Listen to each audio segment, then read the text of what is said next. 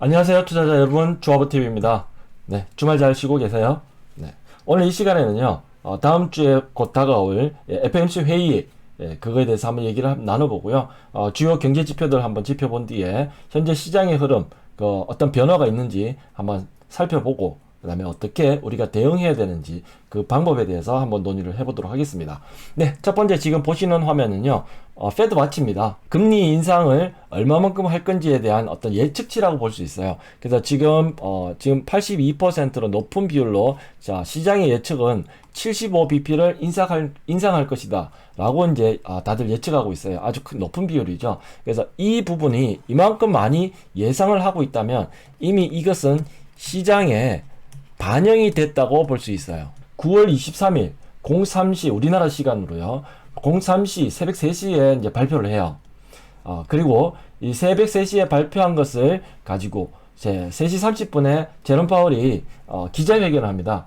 제롬 파월이 이 기자회견에서 어떤 발언을 내놓는지, 앞으로 향후에도 어떻게 금리 스탠스를 가져갈 건지에 대한 그런 예측적인 발언들을 내놓는데요. 그것에 아주 민감하게 시장이 반응하고 있습니다. 자, 금리를 올리는 것은 올리는데 75bp, 50bp 뭐 이렇게 올리고는 있지만 그 다음에 어떻게 할 건지, 그게 제롬 파월의 기자회견 그 멘트에서 어떤 단어 하나하나를 짚어보면서 굉장히 민감하게 해석을 하고 향후에 어떻게 전개가 될 것인지, 그거를 시장에서 굉장히 관심을 많이 두고 있습니다. 자, 그래서 우리가 뭐 밤새 이것을 또 보고 있을 필요는 없습니다. 밤잠 안 자고 23일이면은 금요일이 되겠죠. 밤새 볼 거 없이요. 그냥 금요일 아침에 일어나셔서 시장이 어떻게 반응했는지를 보고, 그리고 나서 우리가 어떻게 대응할지 그냥 그렇게 생각해도 늦지 않습니다. 어떻게 가야 될지. 자, 그리고 지금 경제 지표가 어떻게 흘러가고 있는지 한번 살펴볼게요. 자, 지금 보시면은 10년 만기 국채 수익률인데요. 현재 3.4%를 기록하고 있습니다. 자, 이만큼 내려왔다가, 자, 그리고 다시 또 반등을 하고 있죠. 자, 그리고 이 10년 만기 국채 수익률이 또 영향을 주는 게 바로 10년 마이너스 2년 장단기 금리차라고 들어보셨죠? 그래서 장단기 금리차에서 주로 많이 보는 게요, 10년 마이너스 2년물을 주로 많이 봐요. 자, 이것이 지금 현재 여기 마이너스를 기록하고 있습니다. 자, 10년 마이너스 2년 국채 수익률이 마이너스를 기록하고 있다라는 것은 향후에 경기 침체가 올 수도 있다라는 것. 자, 이 장단기 금리차가 굉장히 똑똑한 지표라고 해요. 그래서 기존에 경제 투자 쪽에서도 이제 10년 마이너스 2년 기준으로 많이들 보고 있었는데, 최근래에 몇 년 사이에는 지금 경기 순환이 굉장히 빨리 일어나고 있죠. 돈도 빨리 돌고 있습니다. 그래서 10년 마이너스 3개월도 주로 많이 보고 있어요. 자, 그래서 과거 사례를 짚어보면은 10년 마이너스 2년뿐만 아니라 10년 마이너스 3개월까지도 같이 보고 있는데요. 요거는 이제 좀 짧은 그런 장단기 금리차가 되겠죠. 근데 얘는 마이너스로 아직 가지는 않고 있어요. 살짝 조금 약하지만은 지금 플러스 0.25%, 아직까지 마이너스는 아니에요. 자, 지금 과거 사례를 살펴봤을 때 10년 마이너스 3개월과 10년 마이너스 2년 이 둘 다 장단기 금리차가 동시에 마이너스로 갔을 때, 그로부터 약 1년에서 1년 6개월 사이, 1.5년 사이에 경기 침체가 왔다라는 통계가 이 지표를 통해서 나오고 있어요. 자, 그래서 이것을 관심 있게 살펴보는 겁니다. 자, 그런데 지금 애매모호하죠. 10년 마이너스 2년은 마이너스 내려와 있는데 10년 마이너스 3개월은 약하지만 아직 플러스를 유지하고 있어요. 그래서 애매모호한 그런 상황입니다. 자, 그래서 지금 시장에 돈이 많이 돌고 있는지를 나타내는 게 바로 M2 통화 공급량이에요. 자, 지금 그래프에서 보시면요, 지난 2020년 코로나 팬데믹 때문에 페드에서 돈을 굉장히 많이 풀었죠. 그리고 미국 정부에서도 돈을 엄청 풀었습니다. 그래서 시중의 통화 공급량이 굉장히 많이 늘어났어요. 자, 가파르게 올라가는 게 보이시죠? 그리고 올해 지금 옆으로 기고 있죠. 통화 공급량이 더 이상 늘어나지 않고 있습니다. 이것은 바로 미국의 중앙은행 페드에서 더 이상 양적 완화를 하지 않고 양적 축소를 같이 금리 인상과 함께 병행하고 있기 때문에 시중의 통화량이 이제 플랫하게 흘러가고 있습니다. 그래서 우리 연초부터 화두가 되었던 게 이제 양적 긴축, 그리고 금리 인상, 그리고 그거의 배경은 인플레이션. 이 세 가지 키워드가 굉장히 시장을 많이 괴롭히고 혼란스럽게 만들었습니다. 자, 지금 보시면 M2 통화량이 확 꺾여야지만 시장에 큰 충격을 줄 텐데 그렇지 않고 지금 옆으로 플랫하게 기고 있습니다. 돈을 더 많이 풀지는 않는데 시중에 돌고 있던 기존의 통화량을 그렇게 급격하게 줄이고 있지는 않다라는 얘기죠. 중앙은행에서는 물가 상승 잡는 게 최우선 과제이지만 완만한 경기 둔화를 유도한 뒤에 다시 경기를 되살리는 작업을 굉장히 고심 있게 하고 있습니다. 물가 잡는 것도 중요하지만 그걸 잡느라고 초과상관 다 태우면은 굉장히 큰 데미지가 발생하겠죠. 그걸 고민하고 있는 겁니다. 자, 그래서 통화 공급량도 지금 확 꺾인 게 아니라 플랫하게 가고 있다는 게 살짝은 긍정적인 요소입니다. 그 다음에 10년 마이너스 3개월물도 약하지만 플러스를 이루고 있다는 것도 아주 악재가 아니라 살짝 긍정적인 요소로 볼 수 있어요. 다만 10년 마이너스 2년 금리가 장대인 금리가 마이너스이기 때문에 요거는 악재라고 볼 수 있어요. 그래서 악재와 호재라고 보기에는 그렇지만 긍정적인 요소와 부정적인 요소가 함께 지금 혼재되어 있어요. 그렇기 때문에 시장은 앞으로 그리고 또 경제학자들이 여러 가지 지표들을 융합해 가지고 그들만 나름대로의 어떤 모델을 통해서 앞으로 경기 둔화 또는 경기 침체를 예고를 하고 있습니다. 자, 그 가능성은 점점 높아지고는 있지만 그 가능성이 급격하게 높아지고 있지는 않아요. 자, 그리고 항상 보면요, 경기 침체는요, 경기 이런 지표들이 미리 이런 경기 둔화를 나타내고 있는데 그러는 과정에서 어떤 트리거가 나타나야 돼요. 트리거가 나타나야 되는데 그 트리거가 바로 2008년도에 어떤 사태가 있었는지는 다들 아시죠. 리만 브러더스 파산 사태가 이때 이벤트가 일어났고 GM도 그때 구조조정 들어가고 전통적인 큰 기업들이 파산하고 굉장히 큰 곤란을 많이 겪었던 시기입니다. 자, 그러면 이때는 부동산 붕괴로 인해 가지고 서프라임 모기 그 사태 때문에 이런 경기 침체가 발생했는데요. 자, 이게 나타날까봐 다들 두려워하는 겁니다. 그렇지만 지금 아직까지는 나타나고 있지 않아요. 다시 한번 살펴보시면, 자, 이런 것들이 자, 어디서 나타나냐면요, 미리 짐작해 볼 수 있는 게 OECD 경기 선행지수입니다. 자, 지난번에 제가 보여드렸지만 OECD 경기 선행지수도 굉장히 똑똑한 지표 중에 하나예요. 자, 지금 보시면은 2021년, 자, 여기에 파란색이 미국이네요. 자, 파란색이 미국인데 미국은 정확하게 언제부터 여기 꺾이기 시작했냐면 2021년부터 21년 초부터 이제 완만하게 꺾이기 시작했죠. 완만하게 가다가 2022년부터는 자, 100 이하로 굉장히 좀 가파르게 기울기가 내려가고 있습니다. 자, 그렇지만 최근 걸 한번 잠깐 제가 확대해서 한번 보여드릴게요. 자, 이 파란색 그래프가 미국인데요. 자, 미국 보면은 21년도 초에 플랫하게 가기 시작했다가, 자, 얘 지수는 100 이하면은요 경기가 둔화될 수 있다는 것을 나타내는 기준이 됩니다.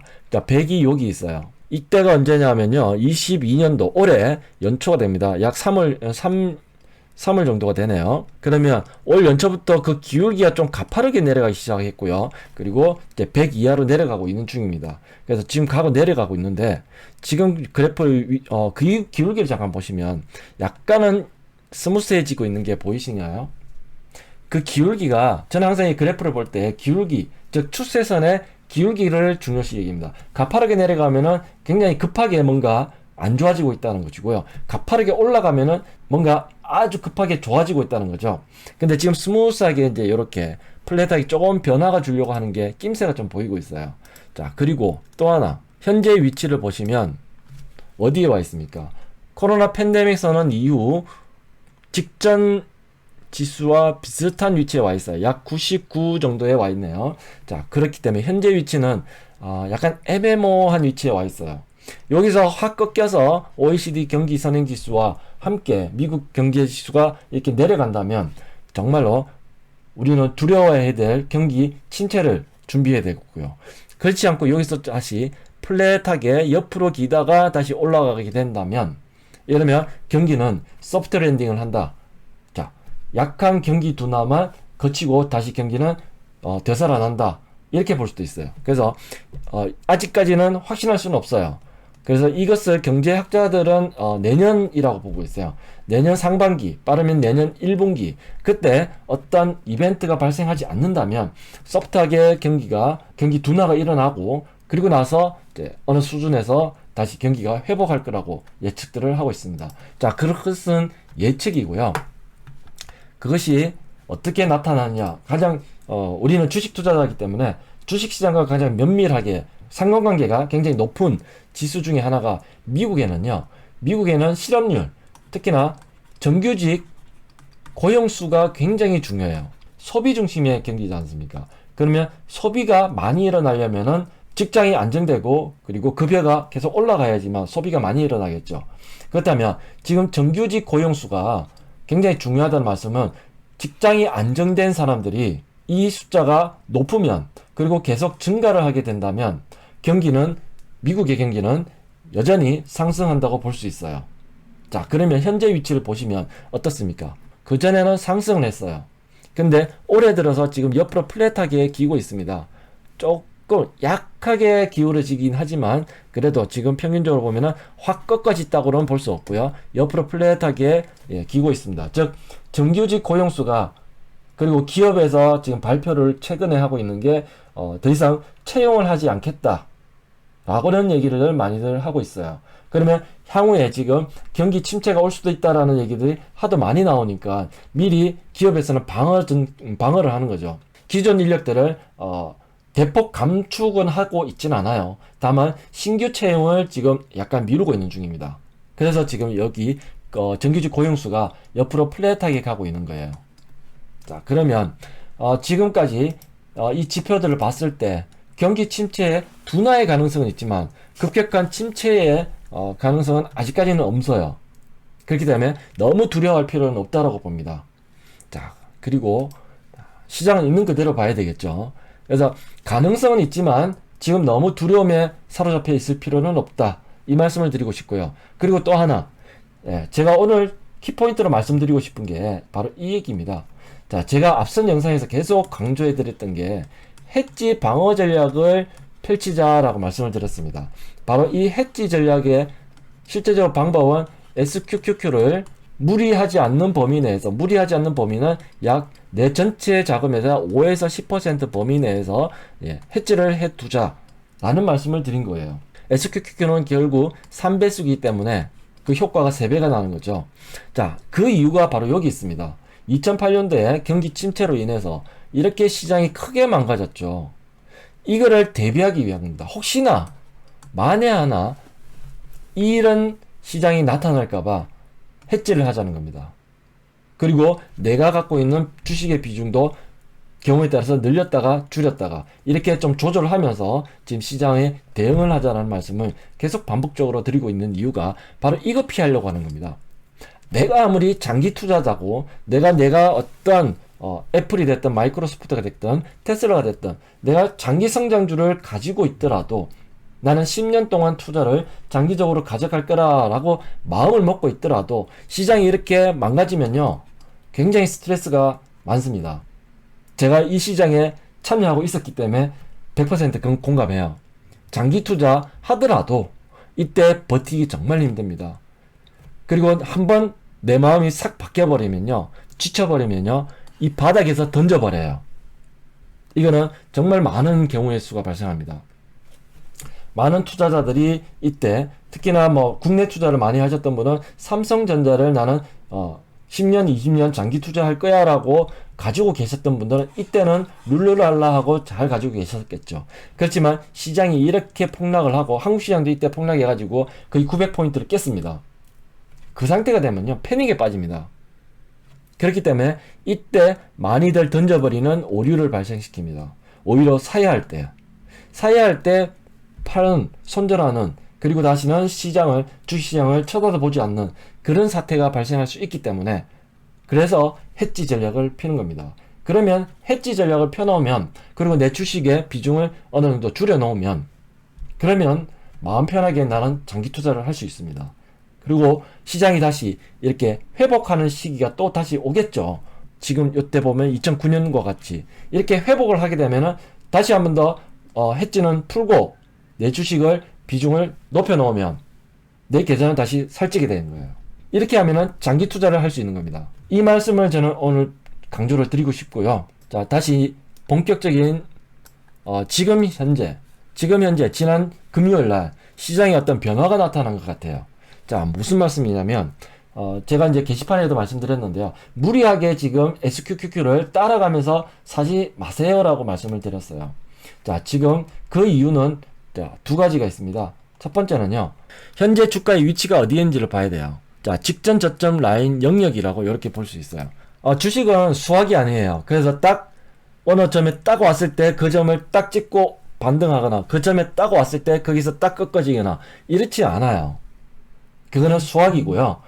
주식시장은 사람의 심리라는 게 들어가기 때문에 오버슈팅도 하고요, 언더슈팅도 합니다. 그렇기 때문에 항상 변수가 커요. 그래서 어바웃하게 어떤 영역을 정해놓고 거기에서 시그널이 나타났을 때 그 시그널은 어떤 규칙과 그리고 정말로 거기는 수학 공식과 같은 그 원리로 따라서 시그널을 판별하고 그 시그널을 캐치해서 우리는 다시 투자를 늘리거나 줄이거나 하는 것이죠.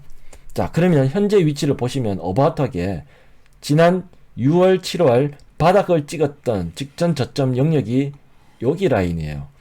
나스닥 100 지수 기준으로 해서는 약 12,000포인트, 그리고 하단은 11,000포인트 정도가 되네요. 자, 이렇게 1000포인트, 요 구간 범위는 약 1000포인트 정도 되네요. 자, 여기가 직전 저점의 저점 라인이에요. 그러면 요 어디선가는 매수가 발생할 수 있다는 거죠. 스마트머니들이. 대부분은 헤지펀드들이에요.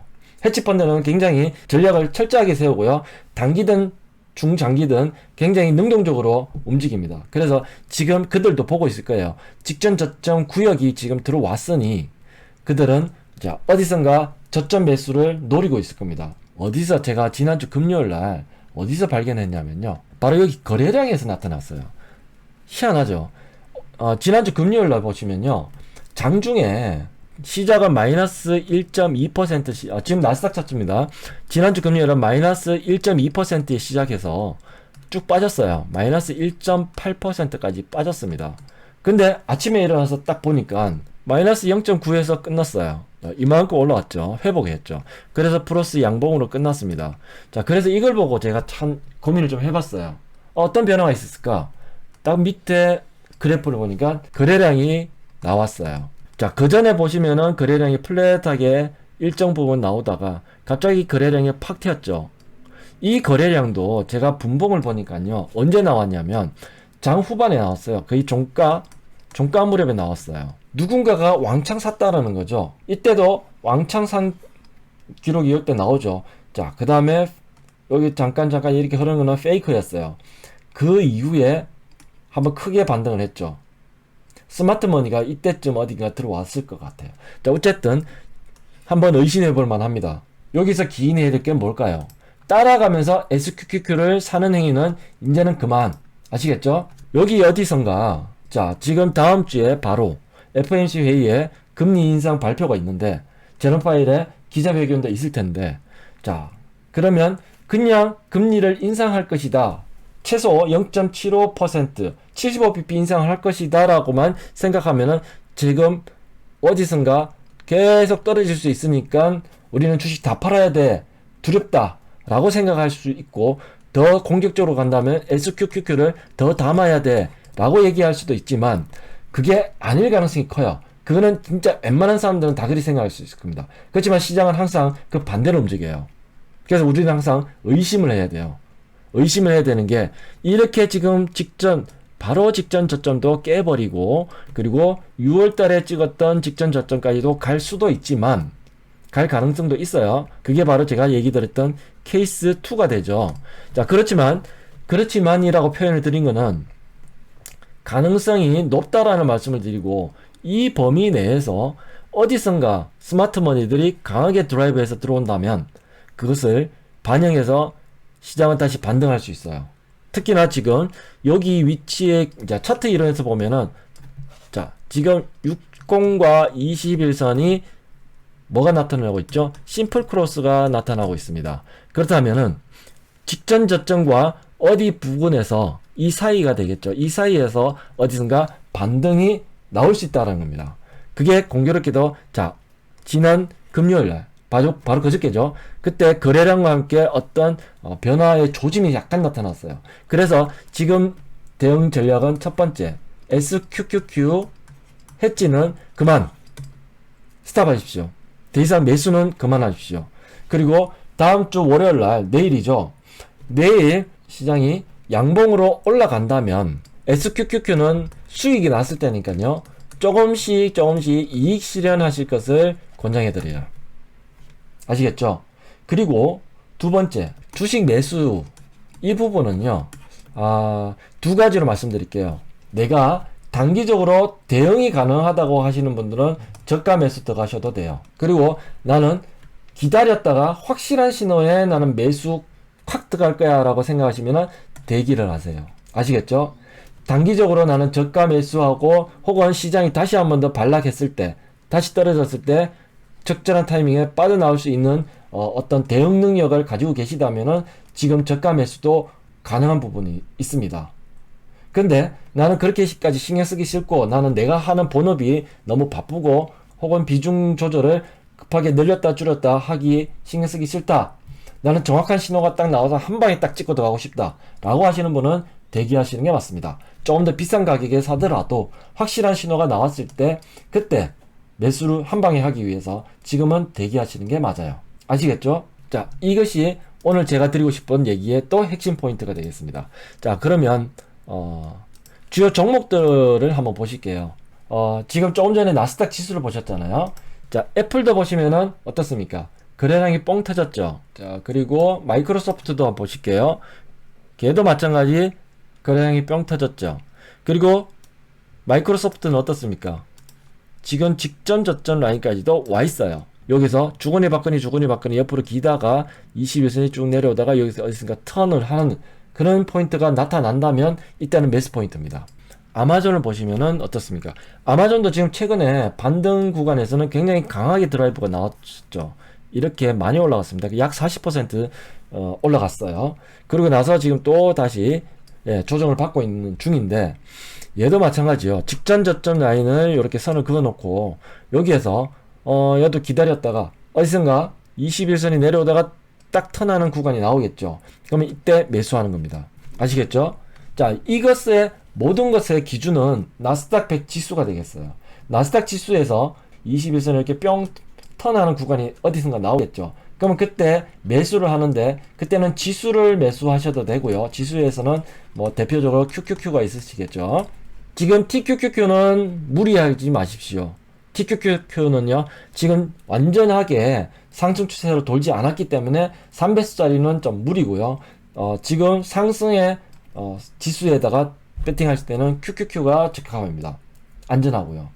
자, 그 다음에 현물 주식을 투자를 하시면은 이런 대형주들 있죠. 시가총액 상위주들을 매수를 하시는데 문제는 그들의 위치예요. 자, 애플이 저 위에 있죠. 마이크로소프트 직전 저점 라인까지 와 있죠. 아마존 중간쯤에 와 있죠. 테슬라. 자, 시가총액 상위 쪽 종목 중에서 가장 지금 좋은 위치에 있는 게 테슬라입니다. 보이시죠? 자, 얘네들만 비교를 해봐도 그렇죠. 애플, 마이크로소프트, 아마존, 테슬라. 자, 위치를 비교해보면 어떻습니까? 눈으로 봐도 딱 나오죠. 테슬라가 지금 가장 좋은 위치에 있습니다. 자, 그렇다면 테슬라는 좋은 위치에 있다는 얘기는 다른 종목들보다 그리고 나스닥 지수보다 더 위에 있다라는 거죠. 이평선의 배열 그리고 현재 위치의 주가의 어떤 위치 보시면은 굉장히 높아요. 그렇다면 얘네는 왜 안 빠지냐면 좋기 때문입니다. 좋은 주식이라서 그래요. 그냥 막연하게 좋다가 아니라 3분기 실적에 대한 기대가 있어요. 2분기 때는 중국 상하이 셧다운 때문에 2분기 실적이 안 좋았어요. 근데 다시 해제되고 다시 생산을 재가동했고 그리고 6월, 7월, 8월까지도 지금 생산량이 굉장히 폭증하고 있어요. 그래서 그 분위기를 봤을 때 지금 3분기에 자, 곧 10월이지 않습니까? 10월은 뭐죠? 3분기 실적 발표의 달입니다. 그러면 실적 발표를 하게 되면 3분기 실적 발표에 기대되는 주식들은 어떻게 될까요? 덜 빠지고, 그리고 시장이 안정되면은 이 주가는 다시 한 번 더 올라가게끔 되어 있어요. 시장이 나스닥 지수가 올라간다고 해서 모든 주식들이 다 올라가진 않아요. 특히나 지금 분위기에서는요. 그런데 올라갈 수 있는 녀석들은 뭐냐? 3분기 실적이 좋을 거라는 기대가 있는 그 주식들은 주가가 반영해서 올라갈 거예요. 시장이 안정되니까 자기네들 펀더멘트를 가지고 주가는 올라가게 되죠. 근데 실적 기대가 안 되는 녀석들은 어떨까요? 시장이 올라가면은, 시장이 2% 올라가면은 1%밖에 못 올라가게 되겠죠. 그래서 내가 가지고 있는 주식들을, 포트폴리오를 재편한다는 것은 이렇게 실적이 좋아질 거라고 기대가 되는 그런 주식들, 내 포트폴리오를 다시 재편하는 것이 지금 우리가 해야 될 일 두 번째입니다. 아시겠죠? 그래서 지금 봤을 때 가장 좋은 위치에 있는 게 테슬라고요. 그래서 테슬라는 또 기술적 분석으로 한번 들어가 볼게요. 기술적 분석으로 보시면은 어떤 위치에 있냐면요. 자, 지금 여기 주황색 그래프 주황색 여기 컬러 있는 게 이게 월봉 캔들이거든요. 월봉 캔들이 이렇게, 자, 7월달에 뿅 솟았어요. 그리고 8월달에 이렇게 음봉으로 살짝 내려왔는데 얘를 50% 반을 깨지 않는 범위 내에서 살짝 내려왔어요.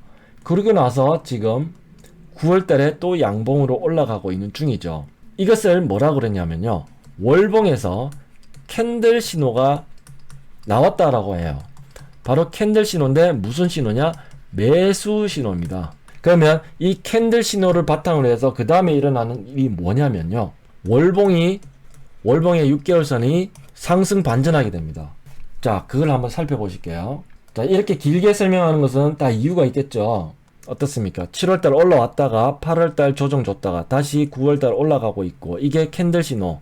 그리고 6개월선이, 자, 6개월선은 6개 캔들을 합친 거예요. 합쳐서 평균값 낸 거죠. 자, 지금 이번 달까지 하면은 하나, 둘, 셋, 넷, 다섯, 여섯. 이 6개를 합친 평균값이 지금 6개월 이평선입니다. 그렇다면은, 자, 10월달이 되면 어떻게 될까요? 이제 2주가 지나면은 10월달이 돼요. 지금은 평균값이 이렇게 아마 옆으로 기고 있을 겁니다. 그러면 빠져나가는 주가가 지금 얘기 때문에 얘랑 현재 주가가 싸우고 있는 거예요. 현재 주가 303달러, 그리고 얘는 대충 봐도 약 350달러 정도 되겠네요. 이 둘 가격이 서로 힘겨루기 하고 있어요. 그래서 지금 강하게 확 치고 올라가지는 못하는 겁니다. 더더욱 지수도 지금 압박을 받고 있기 때문에. 그렇다면 10월달 됐을 때 어떻게 될까요? 10월달 되면은 빠져나가는 주가가 바로 이때 주가가 돼요. 그러면 이때 주가는 대충 봐도 지금보다 낮죠. 약 300달러 정도가 되는데요. 그렇다면은 10월달에 월봉 캔들이 다시 한번 더 양봉으로 뿅 쏟는다면, 그렇다면 테슬라의 6개월 이평선은 상승 턴을 하게 됩니다. 그렇다면 얘는 뭐라고 얘기할 수 있냐면요, 추세 상승 전환이라고 얘기할 수 있어요. 추세가 상승으로 전환하는 겁니다. 그렇다면 이때는 우리는 어떻게 할 수 있다? 장기 투자가 가능한 겁니다. 그냥 가지고 가는 거예요. 매수해놓고 가지고 가는 겁니다. 이때는 비중 조절 필요 없습니다. 아시겠습니까? 자, 지수는 어느 정도 직전 저점의 어떤 지지 라인까지는 와 있고, 그리고 이렇게 시가총액 상위주 중에서도 앞으로 실적이 기대가 되고, 그리고 앞으로 3분기 내지 4분기 더 앞으로도 이제 기대가 되고 있고, 현재 펀더멘탈도 좋고, 그리고 나서 이제 여기 보면은 기술적 분석상에서도 장기 추세선이 이제 상승 전환하고 있는 그 타이밍이다 라고 볼 수 있어요. 그렇다면 이때는 우리는 뭘 해야 될까요? 바로 매수를 하고 기다려야 되겠죠. 그래서 지금 테슬라 같은 경우에는 어떻게 해야 될까요? 분할 매수를 하셔도 됩니다. 그리고 더더욱 현재 일봉 위치를 봤을 때는 얘는 직전 저점이 아니라 직전 고점을 향해서 지금 가고 있습니다. 직전 고점은 여기죠. 380달러 정도네요. 자, 그러면은 그 상단까지는 약 20-30% 정도, 25% 정도 되네요. 이걸 보고 투자합시다라고 얘기는 잘 안 드려요. 테슬라는 자, 단기적으로, 중단기적으로는 지금 여기를 여기서 이제 힘겨루기를 하고 있는데요. 10월 달에 월봉이 뿅 솟는다면 얘는 보나마나 여기까지 가요. 아까 봤을 때 380달러 정도 되죠. 수익률은 기대 수익률은 플러스 약 26% 정도 돼요. 자, 이게 기술적 분석상에서 흔히 얘기하는 목표 주가는요 380달러고요. 지금 매수는 10월달에 양봉이 들어오면 매수하세요라고 얘기하는 게 흔히 얘기하는 그 전문가들의 얘기가 될 거예요. 그렇지만 저는 그거는 당연하고요. 직전 고점까지 가가지고 여기서 또 흔들거리든 말든 장기 추세선이 돌잖아요. 그냥 묶고 갑니다. 그게 정답이에요. 장기 투자할 때요. 아시겠죠? 이렇게 제가 강조를 해드리는 이유는요. 제가 그렇게 하고 있습니다. 테슬라 계좌에서 아예 장기 계좌를 만들어 놓고 50%는 여기에 묻어 놓고 건드리질 않아요. 이 50%는 전체 운영 계좌의 비중 중에서 50%는 장기 계좌에 묻어 놓고 있습니다. 그리고 중기 얘는 트레이딩 계좌예요. 그래서 여기에는 나머지 50% 자금을 여기 넣어놓고 이걸 가지고 비중을 늘렸다가 줄였다가 이렇게 반복을 하고 어떨 때는 해지도 같이 병행을 하면서 가지고 가고 있어요. 그래서 뭐 얘기 나온 김에 잠깐만 하나 보여드릴게요. 실제로 제가 관리하고 있는 제 포트폴리오 관리하고 있는 엑셀표입니다. 자, 이렇게 해서 보시면은 뭐 제가 거짓말 할 것도 없어요. 있는 그대로 보여드린 겁니다. 자, 현금은 지금 22.9% 약 23% 정도 저는 현금 갖고 있고요. 해지는 약 7.4% SQQQ로 가지고 있습니다. 그리고 주식은 현재 약 70% 가지고 있어요. 저는 다음 주에 이렇게 할 겁니다. 일단 시장이 열리면 보고 양봉으로 다음 주 주봉을 봤을 때 주봉 캔들을 봤을 때 양봉으로 쭉 올라간다 라고 하면은 저는 해지를 조금씩 해지가 지금 해지가 제가 계좌 두 개 넣어놓고 있는데 하나는 플러스 24% 하나는 약 7% 정도 수익이 나 있더라고요. 얘를 조금씩 줄일 겁니다. 이익 실현하는 거죠. 조금씩 줄여서 이 해지 물량을 저는 한 4에서 5% 정도까지 줄이고 그 다음에 주식 물량을 이제 다시 70%까지 낮춰놨던 이 물량들을 저가 매수 들어가 가지고요. 저는 지금 계획은 85% 정도 늘릴까 싶습니다. 저가 매수해서 내 주식 계좌의 비중을 좀 더 늘리고, 그 다음에 해지 물량은 조금 줄이고, 이 비중을 조금 조절하고, 그리고 나서 이제 FOMC 회의 결과에 따라서 시장이 큰 변화가 일어날 때 상승을 할 수도 있고 하락을 할 수도 있어요. 자, 75bp는 이미 시장에 반영돼 있다고 했죠.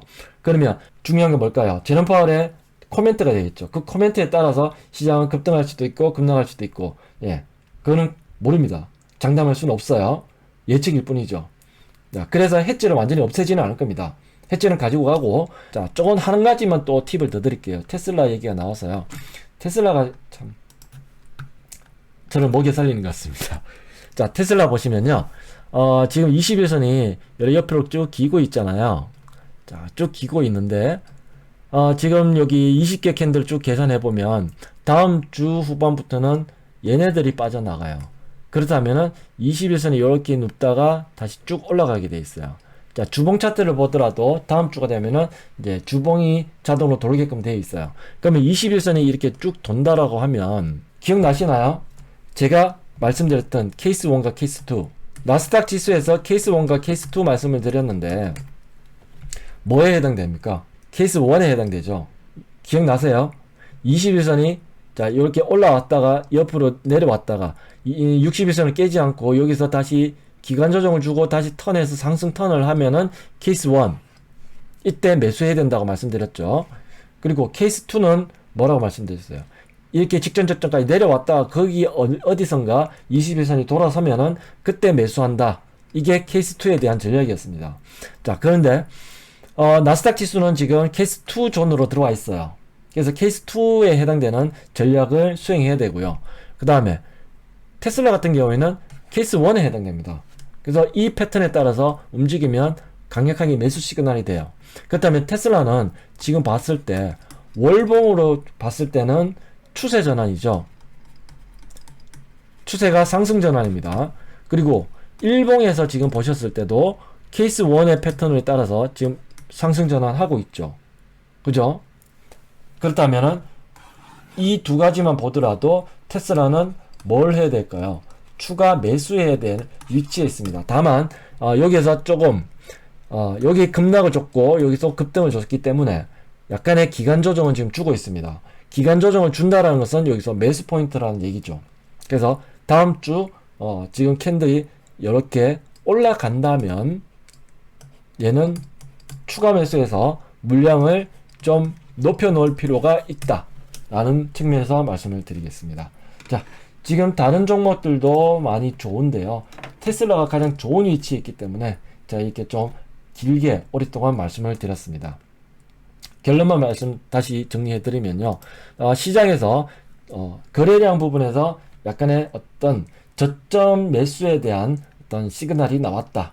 그래서 더 이상 따라가면서 추가 매도는 하지 마시고 해지로 넣었던 SQQQ 비중이 좀 높다면은 걔를 좀 이익 실현하면서 해지 분량도 조금만 줄여 놓으시고 그리고 지금 보셨던 이 종목들 특히나 테슬라 같은 경우에는 비중을 이제 좀 늘려도 되는 위치에 와 있다.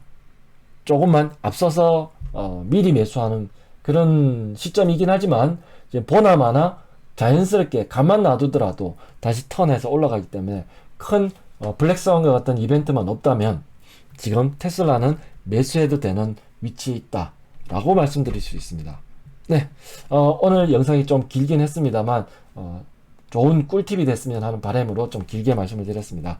예, 시장 너무 걱정하지 마시고요.